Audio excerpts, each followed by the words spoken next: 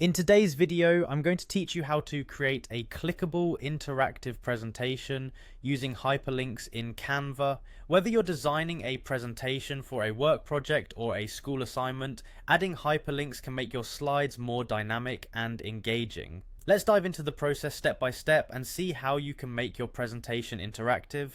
First, open your project in Canva and select the text that you want to hyperlink. You can do this by clicking and dragging your cursor over the specific portion of the text on your slide.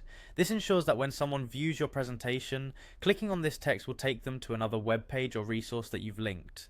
When selecting your text, make sure it's something that logically would need additional context or supporting information, making your presentation more informative.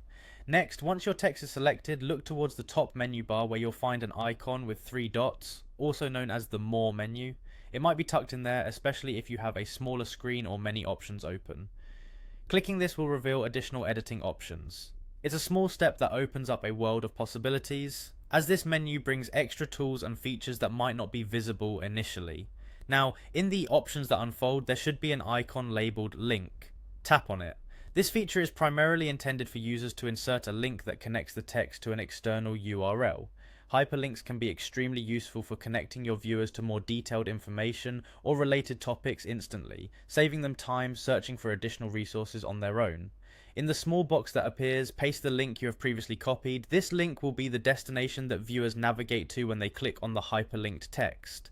Ensure that your link is accurate and functional. It's a good practice to test this URL in a web browser before pasting it into Canva, ensuring it directs exactly where you intend. Finally, after pasting your link, simply click on Done to finalize your hyperlink. By doing so, you save your hyperlink settings, embedding the link into the selected text. You might want to go through the extra step of presenting the slide or previewing the presentation to make sure everything functions as expected before sharing it with others. And that's it! You've successfully created an interactive, clickable presentation using Canva.